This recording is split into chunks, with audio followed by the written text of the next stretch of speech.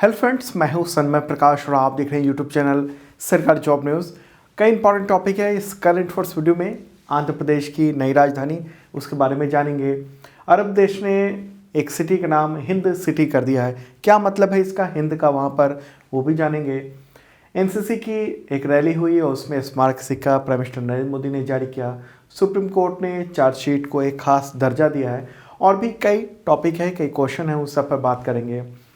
तो शुरू करते हैं दोस्तों। और हाँ, अगर आपने बजट 2023-24 का पूरा करंट अफेयर्स नहीं देखा है तो ज़रूर देख लेना। इस वीडियो के डिस्क्रिप्शन में मैंने वो लिंक भी दे दिया है। नहीं देखा है तो आप ज़रूर देखना, क्योंकि एग्जामिनेशन के पॉइंट ऑफ व्यू से इसमें बहुत सारे एमसीक्यू तथ्य बताए गए हैं। ठीक है, 1 और 2 फरवरी का जो करंट अफेयर्स है उसमें। तो शुरू करते हैं। ये 3 फरवरी का करंट अफेयर्स और क्वेश्चन होगा। मुख्यमंत्री जगन मोहन रेड्डी ने आंध्र प्रदेश की राजधानी को कहां स्थानांतरित करने की घोषणा की है? फिर से आंसर का इसका विशाखापत्तनम। ठीक है, वहाँ के मुख्यमंत्री हैं विशाखापत्तनम के वाईएस जगन मोहन रेड्डी। तो उन्होंने ये कहा है, न्यू दिल्ली में एक इंटरनेशनल डिप्लोमेटिक अलायंस की मीटिंग हुई, उसी दौरान कहा कि विशाखापत्तनम जल्द ही आंध्र प्रदेश की राजधानी बन जाएगा। तो न्यूज़ भी आप देख रहे हैं द हिंदू में। तो यहाँ पर देख लेते हैं कि आंध्र प्रदेश की राजधानी कब कब बदली है। देखिए, 2014 में आंध्र प्रदेश से तेलंगाना अलग राज्य और नया राज्य बना था और हैदराबाद को 10 साल के लिए तेलंगाना और आंध्र प्रदेश की संयुक्त राजधानी बनाया गया था। आंध्र प्रदेश की नई राजधानी के लिए केंद्र सरकार ने एक कमेटी का गठन किया था और इसके बाद 2015 में अमरावती को आंध्र प्रदेश की राजधानी घोषित किया गया था। इसके बाद वर्ष 2020 में राज्य में 3 नई राजधानी बनाने की योजना आई, जैसे अमरावती उसको विधायी कैपिटल, विशाखापत्तनम उसको कार्यकारी राजधानी और कर्नूल को न्यायिक राजधानी बनाने की बात हुई थी। घोषणा भी हो गई थी, लेकिन अब फिर से वहाँ के मुख्यमंत्री जो जगन मोहन रेड्डी हैं, उन्होंने ये कह दिया है कि विशाखापत्तनम वहाँ ट्रांसफ़र कर रहे हैं हम तमाम राजधानी। जो 3 राजधानी, पहले तो एक अमरावती तय हुई, उससे भी पहले हैदराबाद रही कि 10 साल हैदराबाद रहेगा, उसका दुआ कि अमरावती रहेगा, लेकिन फिर 3 बट गया, अमरावती, विशाखापत्तनम, कर्नूल। तो सबको ख़त्म करके अब सीधे विशाखापत्तनम एक ही राजधानी होगी, ऐसा कहना है और ऐसा ऐलान कर दिया है। तो आंध्र प्रदेश, वहाँ पर गवर्नर अभी कौन है? विश्वभूषण हरिचंदन। ठीक है, तो वाईएस जगन मोहन रेड्डी वहाँ के मुख्यमंत्री है। तो इम्पॉर्टेंट बात है, राजधानी से रिलेटेड जानकारी तो होनी चाहिए, बेसिक नॉलेज होनी चाहिए। चलिए अब आगे बढ़ते हैं, अगला क्वेश्चन लेते हैं। किस अरब देश ने अपने एक शहर का नाम बदलकर हिंद सिटी कर दिया है? क्या नाम रखा है? हिंद सिटी। आंसर होगा संयुक्त अरब अमीरात, यानी यूनाइटेड अरब अमीरात, यूएई। तो यूएई के जो शासक हैं और दुबई के भी शासक कहिए उनको, शेख मोहम्मद बिन राशिद अल मखतूम, फोटोग्राफ में ये दिखा दूँ, तो इन्होंने ही ये ऐलान कर दिया है कि वहाँ का जो मिन्हाद ज़िला है या कहें शहर है, उसका नाम अब हिंद सिटी कर दिया गया है। एक बात देख लेते हैं कि यूएई है कहाँ पर, फिर और आगे बताते हैं आपको। तो ये रहा प्यारा भारत, और यूएई जो है मिडिल ईस्ट में है, तो यहाँ पर रहा यूनाइटेड अरब अमीराट्स।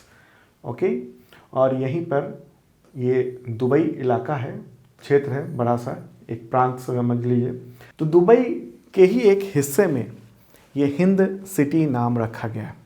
तो शेख मोहम्मद बिन राशिद अल मखतूम वो यूएई के उपराष्ट्रपति हैं, प्रधानमंत्री हैं और रक्षा मंत्री होने के साथ साथ दुबई के शासक भी हैं। तो उन्होंने ये कहा है कि अब जो नाम होगा शहर का वो हिंद सिटी होगा। ठीक है, किस जगह का नाम होगा? तो मिन्हाद जो ज़िले है या कहें सिटी है, तो उसका नाम होगा। और इस सिटी को 4 जोन में बांटा गया है, हिंद 1, हिंद 2, हिंद 3 और हिंद 4। 83.9 किलोमीटर में ये फैला हुआ शहर है और अमीरात रोड, दुबई अल एन रोड, जेबली अल लेहबाब रोड जैसे प्रमुख जो शहर हैं उससे पूरा कनेक्टेड है। अच्छा, यहाँ पर आप ये मत समझ लेना कि हिंद का मतलब भारत से कनेक्टेड है कोई, या हिंदुस्तान से रिलेटेड है, ऐसा नहीं है। ठीक है, अरबी भाषा में हिंद शब्द का मतलब होता है किसी को बहादुर या हिम्मती बताना। ठीक है, ऊँटों के ग्रुप को के लिए भी इस शब्द का यूज़ किया जाता है अरब में। यहाँ तक कि काफ़ी समय पहले महिलाओं के नाम भी हिंद शब्द रखे जाते थे। ठीक है, तो यहाँ हिंद का मतलब ये है, हिंद का मतलब इंडिया से जुड़ा हुआ नहीं है। ठीक है, तो ये एक इम्पॉर्टेंट बात है। यूएई, उसकी राजधानी क्या है? अबू धाबी है। और वहाँ के राष्ट्रपति कौन है? मोहम्मद बिन जायद अल नहयान। अब आगे बढ़ते हैं, अगला क्वेश्चन लेते हैं, ये भी इम्पॉर्टेंट है। उससे पहले आपको बता दूं कि अब तक का करंट अफेयर्स पीडीएफ अवेलेबल है आप सबके एग्जामिनेशन के लिए। 2022 के भी और 2023 के जनवरी के भी अवेलेबल हो चुके हैं।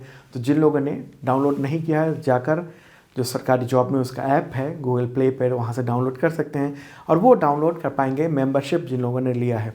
तो 1 ईयर का मेंबरशिप है, छूट चल रही है 50% की, मात्र 150 रुपये में मिल रहा है। और उसके जरिए आपको मिलता है पीडीएफ करंट अफेयर्स का, वीकली, मंथली, क्वार्टरली, ईयरली, और पिछले साल के 2022 के भी मिल जाएंगे आपको पीडीएफ। 2023 के तो मिलेंगे ही 1 साल तक। और साथ में मॉक टेस्ट और टेस्ट सीरीज तमाम तरह के एग्जामिनेशन के लिए। हाँ, यूपीएससी का जो नोटिफिकेशन आ चुका है प्रीलिम्स एग्जामिनेशन के लिए, तो फॉर्म भर सकते हैं और उसके भी टेस्ट सीरीज़ यहाँ पर अवेलेबल हैं। पिछला जो एग्जामिनेशन हुआ था यूपीएससी का, उसमें बहुत सारे करंट अफेयर्स के हमारे क्वेश्चन टकराए थे। ठीक है, और बुक्स पे छूट मिलती है। आज 2022 की जो बुक है ना, वो अमेजन पे बेस्ट सेलर है, तो देख लेना ज़रूर। इस वीडियो के डिस्क्रिप्शन में मैंने दिया हुआ है, ऐप पर भी वो बुक अवेलेबल है। तो क्वेश्चन होगा, प्राइम मिनिस्टर नरेंद्र मोदी ने जनवरी 2023 में आयोजित एनसीसी की वार्षिक रैली में कितने रुपए का स्मारक सिक्का जारी किया है? स्मारक सिक्का जारी किया है। आंसर होगा इसका 75 रुपीज़। क्यों 75 ही क्यों किया गया? क्योंकि भारत की आज़ादी का 75वां वर्षगांठ भी मनाया जा रहा है और साथ में एनसीसी का 75वां सफल वर्ष ये हुआ है। तो ये देख रहे हैं 75 साल बेमिसाल, ये एनसीसी का भी है। तो उसी के उपलक्ष्य पे प्राइम मिनिस्टर नरेंद्र मोदी ने ये 75 रुपये मूल्य वर्ग का विशेष रूप से ढला हुआ स्मारक सिक्का जारी किया। ये स्मारक सिक्का क्या होता है? स्मारक सिक्का सिर्फ वो दिखाने के लिए होता है। ठीक है, उसको आम लोगों के लिए यूज़ करने के लिए नहीं लाया जाएगा। इसके अलावा उन्होंने विशेष तौर पर डे कवर भी जारी किया। और ख़ास बात यह भी है कि प्राइम मिनिस्टर नरेंद्र मोदी ने युवाओं को, वहाँ जो युवा थे एनसीसी के और उनके जो साथ भी पहुँचे थे, तो उनको अमृत पीढ़ी बताया। ठीक है, तो ये एनसीसी का ये ईयरली ये रैली आयोजित की गई थी दिल्ली में। एनसीसी का फुल फॉर्म क्या है? National cadet corps. स्थापना कब हुई थी? 16 अप्रैल 1948 को। अभी डायरेक्टर जनरल कौन है? Lieutenant general Gurbir Pal Singh. आगे बढ़ते हैं, अगला क्वेश्चन। सुप्रीम कोर्ट ने चार्जशीट को कौन सा दर्जा दिया है? क्या कहा है चार्जशीट को? आंसर होगा प्राइवेट डॉक्यूमेंट। सुप्रीम कोर्ट की एक बेंच, कौन कौन थे जज उसमें? तो जस्टिस एम.आर. शाह और सी.टी. रवि कुमार। तो उन्होंने अपने फैसले में कहा कि चार्जशीट एक प्राइवेट डॉक्यूमेंट है और ये अभी हाल ही में जनवरी में ये कहा है। और सुप्रीम कोर्ट ने ये कहा, न्यूज़ भी आप देख रहे हैं, chargesheet are not public document, मतलब पब्लिक को ये बांटा नहीं जा सकता, ये एक प्राइवेट डॉक्यूमेंट है। ठीक है, तो सुप्रीम कोर्ट ने ये कहा है। सवाल ये है कि चार्जशीट होता क्या है? चार्जशीट जैसे कि धारा 173 सीआरपीसी के तहत ये डिफाइन किया गया है। चार्जशीट जो है ना, वो एक पुलिस ऑफिसर या जांच एजेंसी के द्वारा जांच पूरी करने के बाद तैयार की गई अंतिम रिपोर्ट होती है। उसमें तमाम सबूत होते हैं। और अब सवाल ये है कि चार्जशीट पब्लिक डॉक्यूमेंट क्यों नहीं है? देखिए, इस बात को लेकर काफ़ी बहस हुई सुप्रीम कोर्ट में और दलील को खारिज करते हुए सुप्रीम कोर्ट ने कहा कि चार्जशीट को पब्लिक डॉक्यूमेंट के रूप में उपलब्ध नहीं कराया जा सकता, क्योंकि यह साक्ष्य अधिनियम की धारा 74 और 76 के तहत पब्लिक डॉक्यूमेंट नहीं है। ठीक है, ये एक इम्पॉर्टेंट बात है। और जो भी मैं बोल रहा हूँ ना, इसका पीडीएफ अवेलेबल है, जो ऐप है सरकारी जॉब न्यूज़ का, वहाँ पर डेली का पीडीएफ फ्री होता है। तो अभी सुप्रीम कोर्ट के चीफ जस्टिस कौन है? Justice D Y. चंद्रचूड़। और कौन से वे वो चीफ जस्टिस हैं? 50वें। आगे बढ़े, अगला क्वेश्चन लेते हैं। यूपीएससी ने भारत के नए drug controller general of India यानी DCGI के रूप में किसके नाम की सिफारिश की है? आंसर होगा डॉक्टर राजीव रघुवंशी। UPSC ने अभी हाल ही में उनके नाम की सिफारिश की है और उनकी नियुक्ति फरवरी के बीच में अभी कुछ ही दिनों में हो जाएगी, ऐसी बात बताई जा रही है न्यूज़पेपर के द्वारा। तो न्यूज़ भी आप देख ही रहे हैं। फरवरी 2021 में इनको इंडिया फार्माकोपिया कमीशन यानी IPC में सचिव सह वैज्ञानिक निर्देशक के तौर पर उनको शामिल किया गया था। उन्होंने नेशनल इंस्टीट्यूट ऑफ इम्यूनोलॉजी में कई वर्षों तक काम किया है। ठीक है, तो एक इम्पॉर्टेंट ये पद है DCGI। ये भारत सरकार के central drug standard control organisation यानी CDSCO उसके विभाग का प्रमुख होता है ये पद। और देश भर में जो दवा की सप्लाई होती है उसकी गुणवत्ता को सुनिश्चित करने की जिम्मेदारी इसी व्यक्ति के पास होती है। नई दवाओं को मंजूरी देना, क्लिनिकल ट्रायल होना, वैक्सीन के बारे में फैसला लेना, इन सब का अधिकार इनके पास होता है। ठीक है, तो ये सिलेक्शन का प्रोसेस अब UPSC के द्वारा कर दिया गया है। अभी UPSC के चेयरपर्सन कौन है, ये क्वेश्चन एग्जामिनेशन में आ चुका है। आंसर होगा डॉक्टर मनोज सोनी। अगला क्वेश्चन लेते हैं। और हाँ, अगर आपको पसंद आ रहा हो ये वीडियो तो लाइक बटन जरूर दबा देना, और जिन लोग ने सब्सक्राइब नहीं किया ज़रूर कर लें। बेल आइकन दबाएंगे तो नोटिफिकेशन आपको मिलने लगेगा। तो क्वेश्चन होगा, वंचित वर्ग के लड़कियों को सशक्त बनाने के लिए किस राज्य ने आरोहिणी पहल शुरू की है? कौन सी पहल है? आरोहिणी पहल। आंसर होगा उत्तर प्रदेश। उत्तर प्रदेश सरकार ने ये वंचित वर्ग की लड़कियों को ये सशक्त बनाने के लिए समग्र शिक्षा अभियान के तहत ये आरोहिणी पहल प्रशिक्षण कार्यक्रम शुरू किया। तो ये समग्र शिक्षा अभियान है आरोहिणी, ये ध्यान में रखना है आपको। उद्देश्य ये है कि शहर में जो लैंगिक असमानता है, जो भेदभाव है महिला पुरुष के बीच में, लड़के लड़कियों के बीच में, तो उसको दूर किया जाए। साथ ही लड़कियों को स्वतंत्र और आत्मविश्वासी बनाना मुख्य लक्ष्य रखा गया है। ठीक है, और इसके तहत प्रशिक्षण होगा और 3 चरणों में लागू किया जाएगा। शिक्षकों को प्रशिक्षण दिया जाएगा और ये अभी फरवरी से ही शुरू हो चुका है। छात्रों को भी प्रशिक्षण दिया जाएगा। सामुदायिक स्तर पर अभियान चलाया जाएगा ताकि वो सशक्त हो सके, आत्मविश्वास उनमें बेहतर ढंग से हो सके।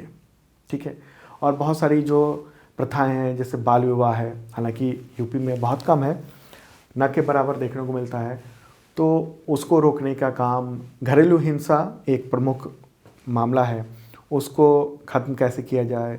पढ़ाई पूरी कर पाती हैं, नहीं कर पाती हैं बहुत सारी लड़कियां, तो वो पढ़ाई में कैसे आएँ और इन सब का समस्याओं का समाधान कैसे करें, तो इन सब के लिए उनको सशक्त बनाया जाएगा। ओके, तो उत्तर प्रदेश की बात हो रही है। राजधानी लखनऊ है, गवर्नर कौन है? आनंदीबेन पटेल, और मुख्यमंत्री योगी आदित्यनाथ। आगे बढ़ते हैं, अगला क्वेश्चन लेते हैं। The poverty of political economics book है, उसके लेखक कौन है? ये बुक जारी हुई है। आंसर होगा मेघनाथ देसाई। ठीक है, वो ब्रिटिश अर्थशास्त्री हैं। जन्म हालांकि भारत में हुआ था, ब्रिटेन में चले गए और उन्होंने कई सारी बुक लिखी हैं और काफ़ी पॉपुलर वो राइटर हैं। ठीक है, तो ये भी बुक उन्हीं की आई है। अगला क्वेश्चन लेते हैं। 46th इंटरनेशनल कोलकाता पुस्तक मेला, उसका उद्घाटन पश्चिम बंगाल के मुख्यमंत्री ममता बनर्जी ने किया। तो ये कहाँ पर आयोजित किया गया? कोलकाता में। किस जगह पर? इसमें से आंसर होगा साल्ट लेक में।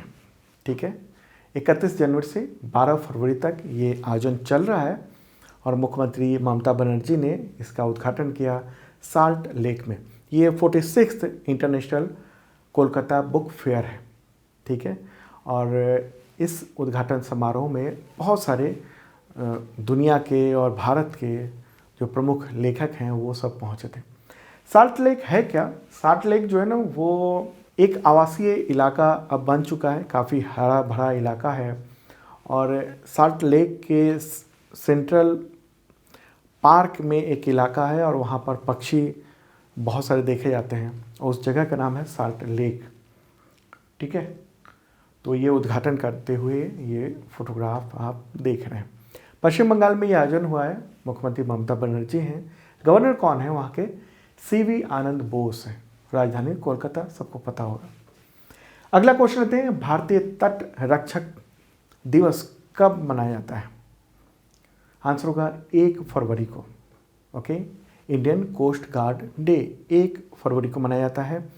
स्थापना हुई थी 1977 में, 1 फरवरी को ही भारतीय संसद ने तट रक्षक अधिनियम के जरिए इसका गठन किया था और ये इस बार 47वां ये तट रक्षक दिवस मनाया जा रहा है। ठीक है, और आपको पता होगा कि भारत जो है उसकी सीमा लगभग 7,500 किलोमीटर की है और समुद्री सीमा की रक्षा का काम इसी के पास है, इंडियन कोस्ट गार्ड के पास है। ओके, मुख्यालय कहाँ है? न्यू दिल्ली में। डायरेक्टर जनरल कौन है?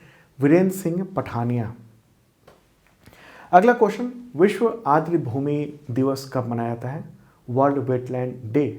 आंसर होगा 2 फरवरी को। ये इस दिन क्यों मनाया जाता है 2 फरवरी को? दरअसल इसी दिन 2 फरवरी 1971 को यानी 1971 को ईरान के शहर रामसर में ये आर्द्र भूमि रामसर कन्वेंशन को अपनाया गया था और इसका उद्देश्य है लोगों को वेटलैंड की उपयोगिता के बारे में जागरूक करना। ओके, और भारत में टोटल कितने रामसर साइट हैं? 75 है रामसर साइट। ठीक है, और इसके बारे में पूरी लिस्ट जो 2022 की बुक है उसमें अवेलेबल है।